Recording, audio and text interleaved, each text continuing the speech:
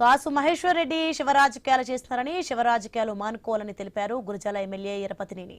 చనిపోయిన స్మాల్ కు సంబంధించిన విషయంపై పార్టీకి గాని తనకు గాని ఎలాంటి సంబంధం లేదని తెలిపారు. తనపై పోలీసులపై కాసు మహేశ్వర్ రెడ్డి అబద్ధపు ప్రచారం చేస్తున్నారని దుయ్యబట్టారు. వైసీపీ హయాంలో 12 మంది టీడీపీ నేతలు, కార్యకర్తలు హత్యకు గురయ్యారని వెల్లడించారు. సాల్మన్ హత్యకు రాజకీయ కారణాలు లేవని చెప్పారు ఎరపతినేని శ్రీనివాసరావు.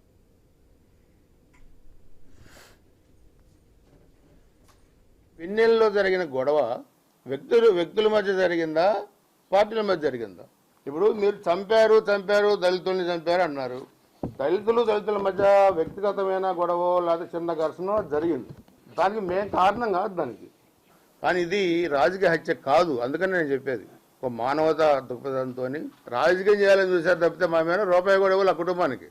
సో ఇది మేము పూర్తిగా ఖండించి మీ శవ రాజకీయాలు మానుకోండి, మీ చెత్త రాజకీయాలు మానుకోండి. మేము అధికారంలోకి వస్తే చంపుతాం. ఎవరు చంపుతారు? మీరు చంపే కదా 151 నుంచి 11కి వచ్చారు.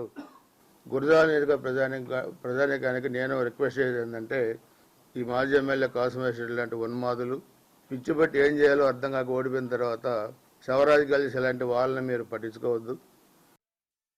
పిన్నెల్లో జరిగిన గొడవ వ్యక్తుల మధ్య జరిగిందా, పార్టీల మధ్య జరిగిందా? ఇప్పుడు మీరు చంపారు దళితుల్ని చంపారు అన్నారు. దళితుల మధ్య వ్యక్తిగతమైన గొడవ లేదా చిన్న ఘర్షణ జరిగింది. దానికి మేము కారణం కాదు దానికి. కానీ ఇది రాజకీయ హత్య కాదు. అందుకని నేను చెప్పేది ఒక మానవతా దృక్పథంతో రాజకీయం చేయాలని చూసారు తప్పితే మా మీద రూపాయి కూడా ఇవ్వాలి ఆ కుటుంబానికి. సో ఇది మేము పూర్తిగా ఖండించి మీ శవ రాజకీయాలు మానుకోండి, మీ చెత్త రాజకీయాలు మానుకోండి. మేము అధికారంలోకి వస్తే చంపుతాం. ఎవరు చంపుతారు? మీరు చంపే కదా 151 నుంచి 11కి వచ్చారు.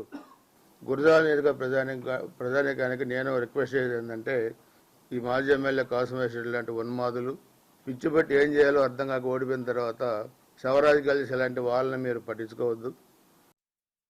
పిన్నెల్లో జరిగిన గొడవ వ్యక్తుల మధ్య జరిగిందా, పార్టీల మధ్య జరిగిందా?